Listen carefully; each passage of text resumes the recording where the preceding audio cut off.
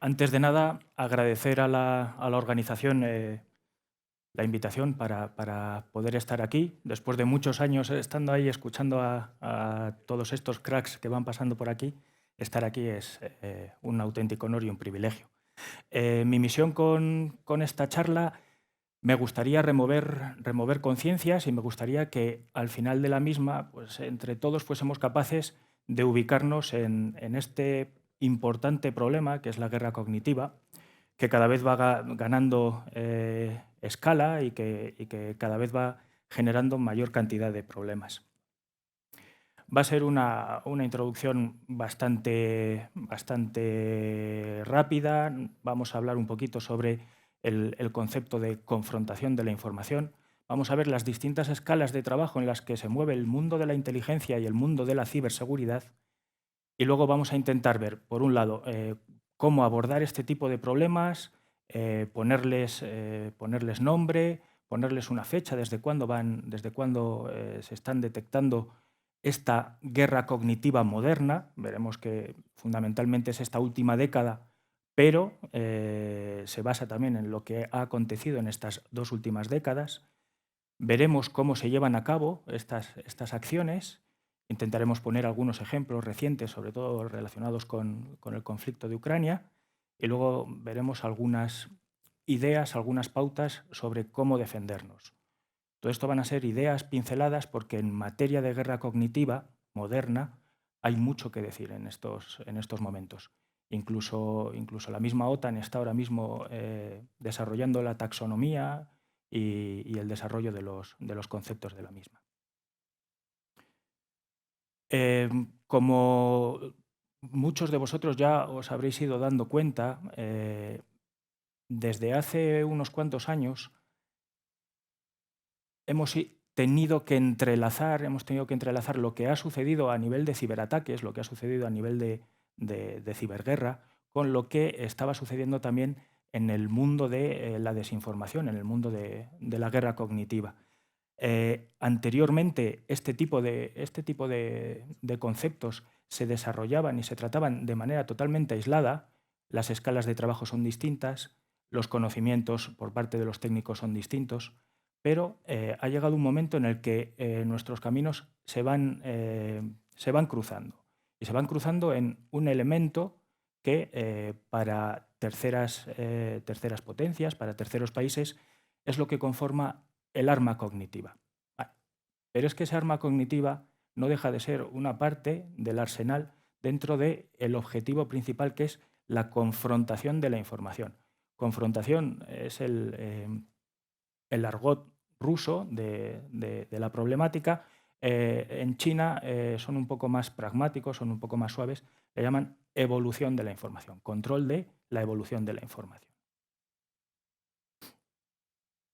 Son escalas de trabajo diferentes. El mundo de la ciberseguridad se está moviendo en la detección de determinados elementos, determinados malware, determinadas operaciones, determinados ataques a una escala muy concreta, con unas técnicas muy concretas, y el mundo de la inteligencia, por otro lado, trabaja a otra escala, a otro nivel distinto de trabajo, pero, como veis, empiezan ya a surgir solapes, empiezan ya a surgir sinergias, y tanto unos desde el punto de vista ciber como otros desde el punto de vista Intel van a tener que colaborar sí o sí en el desarrollo de sus trabajos. Vamos a tener que juntar la pieza ciber con la pieza Intel para poder abordar el problema de la guerra cognitiva. Esta pieza, algunos países hace ya mucho tiempo que la han juntado, y el resultado es auténticas potencias a nivel de guerra cognitiva. ¿Desde cuándo se está llevando a cabo este problema? Me voy a referir fundamentalmente a puntos de inflexión o a lo que son los principios, los orígenes de la guerra cognitiva moderna. No voy a tratar nada relacionado con hacking cerebral y ese tipo de técnicas. Tampoco voy a ver nada relacionado con lo que era toda la parte de guerra cognitiva soviética. Entonces nos vamos a centrar un poco en los orígenes. y hay un punto de inflexión muy importante en esta problemática, que fue la caída del muro de Berlín y la disolución de la Unión Soviética. En este punto, Rusia ve cómo su potencial ante un conflicto cinético, ante un conflicto ordinario, queda totalmente reducido a la nimiedad, y lo que antes se pensaba que podía ser una superpotencia, pues ahora queda como un país que tiene una serie de recursos importantes todavía, pero que a nivel de bloque ha perdido una gran efectividad, ha perdido una gran potencialidad. Ese punto hace pensar o hace cambiar un poco el punto de vista del gobierno ruso, y empieza a pensar en nuevas técnicas que permitan, de alguna manera, poder combatir contra el otro bloque en un escenario asimétrico. Acordaros de esta palabra, asimétrico, porque en el mundo de la guerra cognitiva tiene mucha importancia. Pasan los años, van pasando distintos eventos, pues, por ejemplo, tormenta del desierto, la invasión de Panamá, y hay países que dicen, bueno, es que esto a nivel reputacional para el país que va haciendo este tipo de operaciones tiene un coste mínimo. ¿Qué está pasando? Sucede la guerra de Yugoslavia. En la guerra de Yugoslavia tenemos también un punto que es bastante conflictivo a nivel de guerra cognitiva, que fue el bombardeo de la televisión serbia, que fue bombardeada como una herramienta de desinformación en ese conflicto. Posteriormente ha habido países que han utilizado este hecho como un elemento de enfoque para poder luego ellos desarrollar otro tipo de operaciones. Pasamos a 2008, la operación Roca, la guerra de Georgia, en el que Rusia ve cómo queda como un país invasor, cuando realmente no fueron ellos los que lanzaron la primera piedra. Y empiezan a plantearse, bueno, ¿qué estamos haciendo mal? ¿O qué está sucediendo? ¿Qué está pasando? Aparece otro punto, la primera ciberarma, Stuxnet, y de manera paralela, durante esos años, van apareciendo una serie de elementos, van apareciendo una serie de conflictos, las famosas primaveras árabes, desde el año 2010-2013, acordaros, Túnez, Egipto, Libia, Siria, una serie de países que por una serie de circunstancias, fundamentalmente había una serie de circunstancias económicas, el precio de la materia prima en esos momentos estaba elevadísimo. Por cierto, esa gráfica de precios de materia prima, ahora mismo estamos en la misma situación que cuando se dio la primavera árabe. Nos encontramos también con que tenemos una serie de elementos que permiten a la población interactuar entre ellos para organizarse y generar protestas, redes sociales, y todo esto provoca la caída de determinados gobiernos que manejaban con puño de hierro a su sociedad. Entonces, determinados países están viendo cómo este tipo de gobiernos caen a través de una serie de movilizaciones que se están desarrollando a cabo por una serie de vectores, de redes sociales, y pues bueno, pues van generando distintas escaladas, distintos terremotos en la zona. A lo largo de todo este tiempo, determinados personajes importantes en el mundo de la guerra cognitiva, como es, por ejemplo, el general Gerasimov o Bobrov, van articulando una serie de ideas, una serie de teorías. Tenemos la doctrina Gerasimov. Cuando Gerasimov llega en el 2012 a manejar todo lo que es la parte relacionada con guerra cognitiva, empieza a dar un cambio, empieza a dar un empuje importante a todas estas estrategias. Se ve también a partir de 2012 cómo incluso los talibanes utilizan redes sociales, no solo para captar, sino también para difundir sus ideas, para difundir su forma de pensar. Aparece también este muchacho, Junaid Hussain, nació en Birmingham en el año 2012. No se le ocurre otra cosa que hackear la agenda de Tony Blair. Lo encarcelan, sale en el año 2013, se va a Siria, el viaje le sienta mal y acaba llamándose Abu Hussain al-Britani. La acompaña su mujer Sally, que es cantante punk. También le sentó un poco mal el viaje y entonces allí se transforma en al-Britani. Juntos, fundamentalmente, Junaid desarrolla el concepto de cibercalifato. Sobre cibercalifato se empieza a generar una atmósfera mediática terrible. Eran grupos que hacían fundamentalmente algún que otro deepfake, algún que otro denegación de servicios. Rendieron pleitesía a cibercalifato los tunecinos de Falaga Team, Team System de Z, que eran de Argelia, si mal no recuerdo, y alrededor de cibercalifato empiezan a salir un montón de centrales mediáticas, que cada vez que hacían algo nos poníamos todos súper nerviosos. En 2015, en Raqqa, le cayó algo a este muchacho del cielo, murió. Y un poquito más tarde, pues bueno, empiezan a surgir otros eventos de máximo interés dentro de lo que es la guerra cognitiva. Punto fundamental, 2014, Ucrania. En 2014 en Ucrania, aquí sí, ya que estamos hablando de cómo un país como Rusia desarrolla todo su armamento cognitivo en lo que ellos llamaban la guerra por la información. La guerra por la información. Hasta ese momento, para Rusia, tanto Internet como las redes sociales eran elementos diseñados por Satanás. Satanás para los rusos es la CIA. Ellos creían que habían sido los grandes precursores de todo lo que eran las primaveras árabes, que habían sido los artífices de las caídas de esos gobiernos. Entonces veían que esas herramientas realmente podían ir en contra de su gobierno, en contra de su sistema. Por lo tanto, lo veían como una amenaza. Pero es Gerasimov el que empieza a ver no solo una amenaza, sino también una oportunidad. Una oportunidad en esta asimetría entre bloques para poder intentar de una manera barata y de una manera potencialmente asequible poder confrontar con el bloque occidental en esta guerra por la información.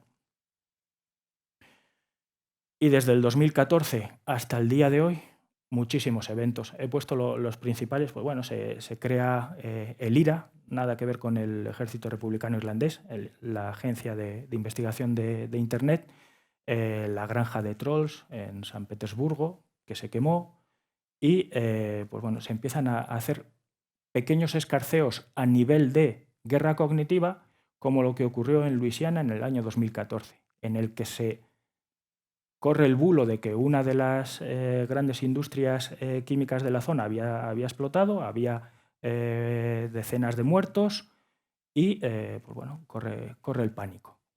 No había pasado nada de esto, pero empiezan a testear este tipo de armamento. Posteriormente llegan las elecciones del 2016 y empieza todo lo que sería ya la parte de desarrollo de esa guerra cognitiva moderna. Esto no solo concierne a Rusia. Esto, por ejemplo, China, tras la invasión de Irak en el 2003, pues dice, vamos a ver, les está saliendo a nivel reputacional barato este tipo de acciones. ¿Qué es lo que está pasando? Analizan y desarrollan un marco de trabajo fundamentalmente con tres tipos de guerras. Por un lado, la guerra psicológica, por otro lado, y muy importante, la guerra de opinión pública, y por otro lado, la guerra local. Eso desemboca en el año 2015 en el Libro Blanco de Defensa, en el que ya están hablando de la necesidad de centrarse en pequeñas guerras locales informatizadas. Informatizadas. Fijaros, lo entienden como un todo uno. Es un paquete.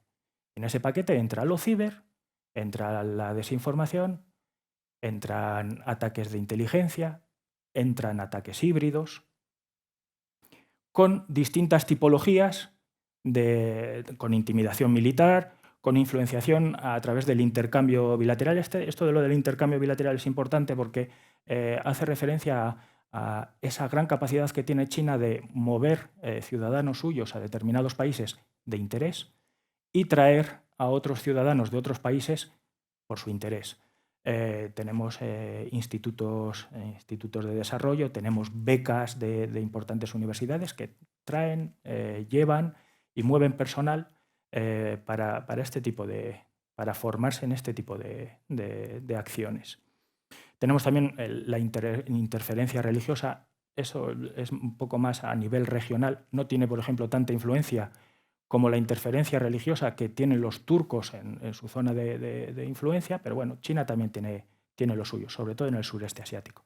Y tenemos el desarrollo de grandes acciones de desinformación, granjas de contenido en Internet, y como podéis ver en esta gráfica, el interés de China por las redes sociales llega a su culmen, pasado el 2015, llega a su culmen en el 2017, y a partir del 2017 empieza a desarrollar un montón de acciones. Empieza a desarrollar un montón de acciones porque lo necesita ella de manera interna y también de manera externa. El motivo fundamental de China a la hora del desarrollo de acciones cognitivas es blanquear su imagen, dar una imagen fundamentalmente también por aplacar sus críticas a su sistema de gobierno y por vender su industria tecnológica, su industria armamentística, su industria espacial.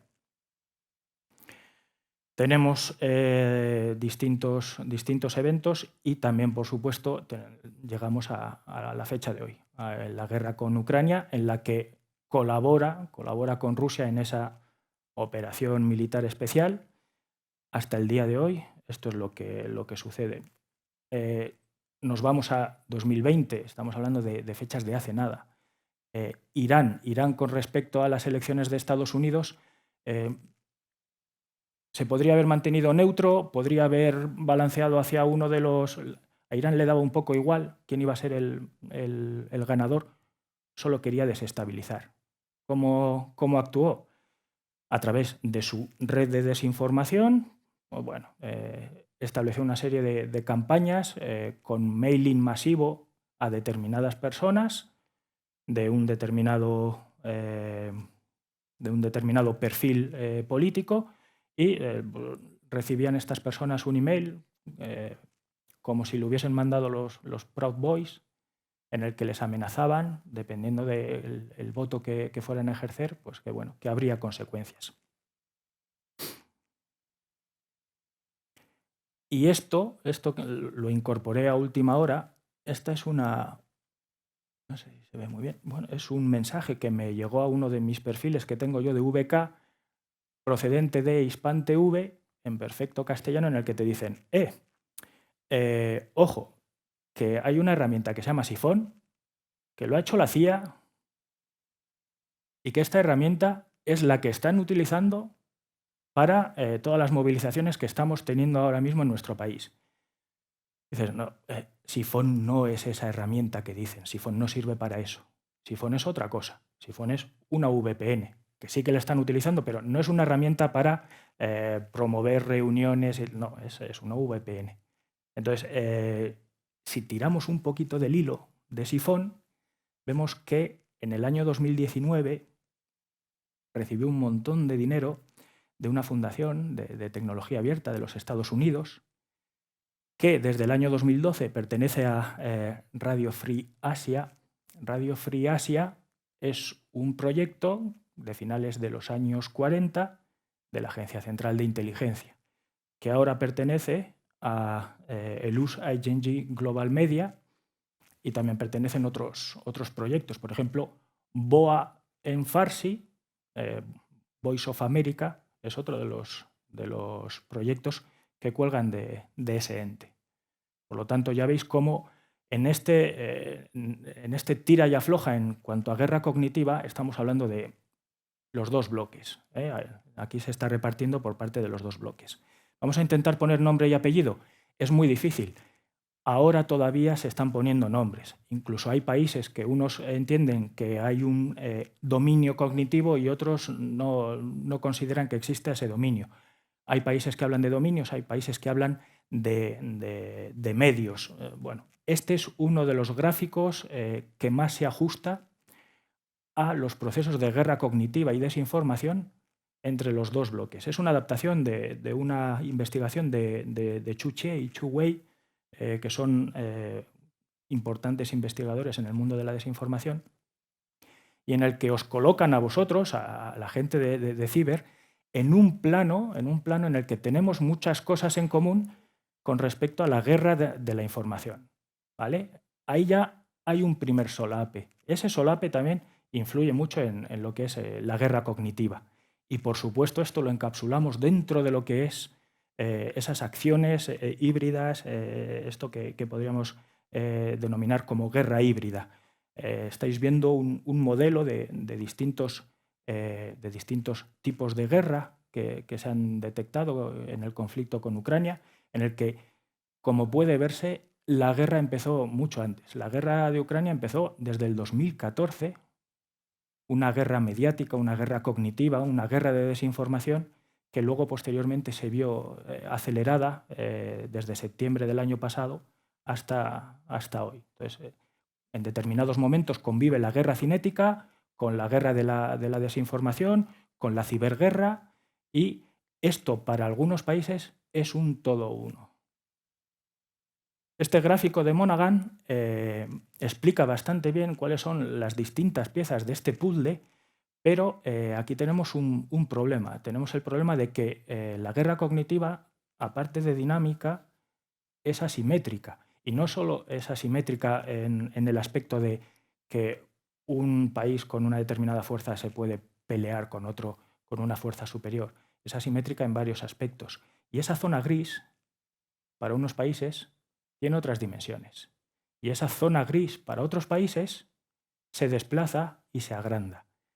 Y además, no es lo mismo la zona gris si me están atacando a mí que la zona gris si estoy atacando yo. Digamos que podemos mover, podemos escalar esa zona gris. Aspectos importantísimos de la guerra cognitiva. Es dinámica y asimétrica. Están cambiando las doctrinas. Las doctrinas ahora mismo ya no duran tantos años como duraban antes. Están cambiando las técnicas, están cambiando las tecnologías, están cambiando los vectores de ataque, están cambiando las redes sociales, cambian los propietarios de las redes sociales, cambia la forma de desarrollar acciones en esas redes sociales. Y tenemos también el problema de la asimetría. En toda lo que es la bibliografía relacionada con guerra cognitiva, se pueden llegar, hay autores que discriminan más tipos de asimetría, pero hay tres grandes grupos de asimetría. Por un lado tenemos la de la madurez doctrinal. Hay países que tienen una madurez doctrinal en materia de guerra cognitiva impresionante. Luego también tenemos la facilidad, más que facilidad, esto sería la capacidad de desarrollar este tipo de conflictos, este tipo de guerras. Algunos países la tienen, otros países no la tienen. Y por otro lado, la asimetría 3 hace alusión a la libertad para poder desarrollar esto. Por lo general, en el bloque occidental estamos más atados de pies y manos, somos países democráticos en los que imperan determinados valores y eso nos impide trabajar con este tipo de elementos. ¿Cómo se lleva a cabo? Necesita una estructura. El desarrollo de la guerra cognitiva necesita una estructura. Necesitamos una serie de actores estatales, necesitamos una serie de actores afiliados al Estado y también aparecen por ahí una serie de actores no afiliados al Estado.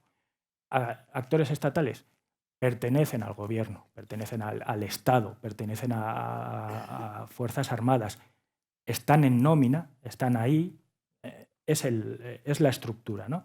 Pero luego tenemos también medios de comunicación, tenemos empresas, tenemos instituciones que sin ser ese núcleo dentro de lo que es la guerra cognitiva, sí que conforman un aliado importante para los actores estatales.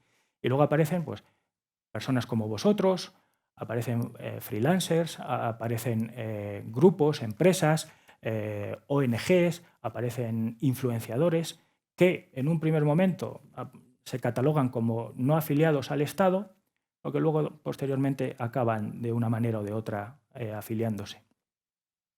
Estos son algunos nombres.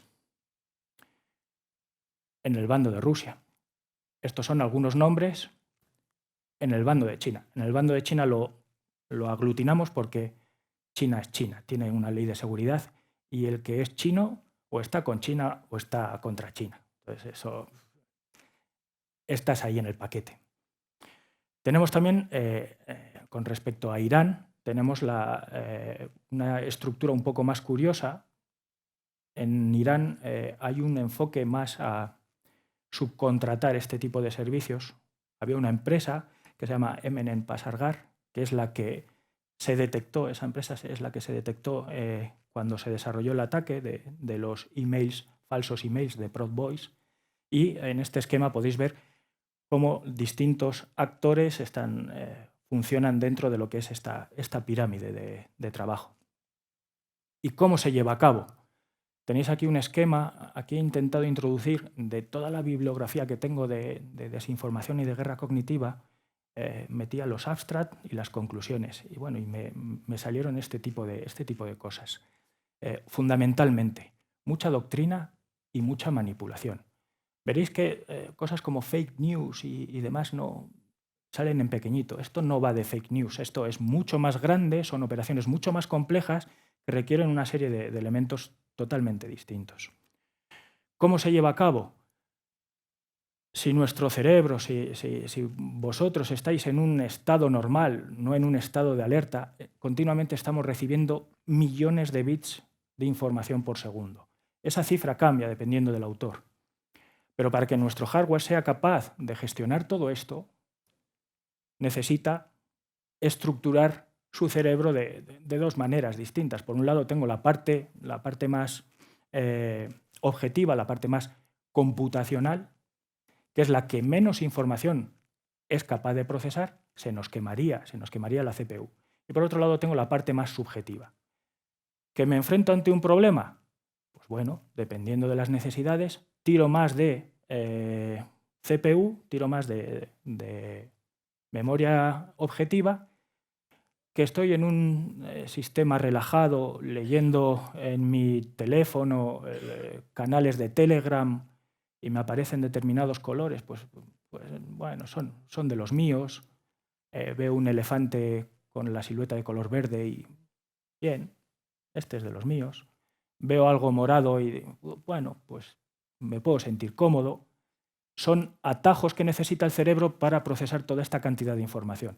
Atajos, ayudas. Digamos que ahí estaría un Elasticsearch, un Kibana, un Logstash, scripts de Python. Son elementos que nuestro cerebro necesita para no quemarnos. Esos elementos, esas ayudas, son las debilidades que se utilizan en la guerra cognitiva. Ejemplos, pues bueno, aquí estamos mostrando distintos ejemplos de ciberataques que hemos ido localizando en el conflicto de Ucrania. Aparece algo tan novedoso como IT Army of Ucrania, aparece algo como Hack Your Mom, podéis buscar información, son cosas curiosas que tienen más capacidad mediática que lo que es capacidad de ataque. Aparece Killnet. No tengo datos suficientes sobre Killnet, tengo una idea de lo que es Killnet, no me atrevo a decirla aquí, pero aparece Killnet, no era ninguna APT hasta ahora y utiliza cosas como esta. Utiliza mensajes como, aquí está diciendo que le han detectado a las 7 horas de lanzar un ataque, un borracho polaco le ha detectado, pero fijaros en la imagen. Aparece la sajada, no hay más Dios que Alá. Utilizan mucho la retórica mediática que ha tenido buen resultado en el pasado para tener éxito ahora. Sanna Marin, primera ministra de Finlandia, la primera mujer en llegar la mujer más joven en llegar a este cargo, muy inteligente, atractiva, hasta ahí ningún problema, pero un buen día dijo, que yo quiero pertenecer a la OTAN. Mala suerte. De repente aparece en TikTok una serie de vídeos en los que se lo estaba pasando bien. En esos vídeos no se dice nada, pero tiene que pedir disculpas. Hemos visto aparecer fake news, hemos visto aparecer deepfakes, hemos visto aparecer fake maps, hemos visto hasta el escáner cerebral de Putin, hemos visto mensajes de todo tipo acompañando a ese conflicto ordinario, esa guerra cinética como la que estábamos viendo en Ucrania. Por cierto, esto no es nuevo, ¿eh? Esto de fake maps, no, esto de los fake maps no es nada nuevo. En 1830, un antiguo oficial de la empresa de Indias de Reino Unido, pues bueno, desarrolló este mapa para intentar traer muchos barcos y muchas expediciones a Australia. Se inventó un mar interior con ríos. En aquella época se llamaba geografía especulativa. ¿Cómo nos vamos a defender? Esto es un esquema que sale de una conversación que tuve en Budapest, en la reunión de la OTAN, de la ACT de la OTAN, con un coronel de la Royal Army australiana, que me decía que, bueno, pues aquí depende de qué punto de vista tomamos. Si tomamos el punto de vista defensivo o tomamos el punto de vista ofensivo. Esto es el yin y el yang. El punto de vista defensivo, pues bueno, va muy relacionado con las asimetrías 1 y 3 que hemos visto antes. Englobaría todas las acciones de instituciones, como las Fuerzas Armadas, la OTAN, INCIBE, Centro Criptológico Nacional, ¿vale? Pero desde un punto de vista defensivo. ¿Por qué? Porque no tenemos esa teoría, no tenemos esa disciplina en materia de guerra cognitiva y porque nosotros cargamos más el peso sobre otra serie de derechos. Desde el punto de vista ofensivo, sobre todo nos fijamos en la simetría 2. ¿Tenemos capacidad para hacer este tipo de guerra? Y aquí ya fundamentalmente entran servicios de inteligencia, civiles y o militares. ¿Quién tiene capacidad para hacer esto? Y una herramienta fundamental, educación, ¿vale? Y desde el punto de vista defensivo, necesidades, pues bueno, detectar, contrarrestar, investigar, formar, divulgar, políticas de erradicación. Desde el punto de vista ofensivo, adquirir mucha información, modelizar culturalmente a nuestro objetivo, intentando sacar al individuo del grupo, porque sacar a ese individuo del grupo nos va a permitir obtener cuáles son los valores principales en contraposición con las prácticas que se están desarrollando. Y nos va a permitir detectar estas oportunidades de influenciación. Posteriormente desarrollamos el mensaje, analizamos la audiencia y desplegamos la acción. Un ejemplo, y con esto ya termino. Tuvimos la oportunidad de ver un minicurso avanzado de cómo la unidad de análisis del comportamiento del FBI hacía este tipo de cositas. Y imaginaros, poneros en antecedente, estáis viendo en YouTube un pequeño vídeo, la fábula de la rana y el escorpión. Al final el escorpión le dice a la rana, oye, ¿me llevas al otro lado del lago? No, pero es que me vas a picar. No, que no te pico. No, venga, llévame. Venga, vale, te llevo. Le lleva y en mitad del trayecto la rana siente un picotazo, le ha picado y le dice, ¿pero por qué me has hecho eso? Dice, lo siento, va intrínseco a mi naturaleza. Pues si eso lo estamos oyendo en un ruso, una voz femenina, entre 30 y 40 años, una voz suave, ya lo estamos enfocando como es una madre. Nos sentimos cómodos. Nos lo van transmitiendo de una manera muy suave, muy sencilla. Al final del vídeo Si hacemos una encuesta, el 86% de los rusos asocia el lago, el estanque, a la patria Rusia. El escorpión es el gobierno y la rana es el pueblo. Es un ejemplo de cómo se ha llevado a cabo este tipo de acciones. Y esto ha sido todo. Espero que haya sido de su interés y por mi parte muchísimas gracias por la atención y quedo a su disposición. Muchas gracias.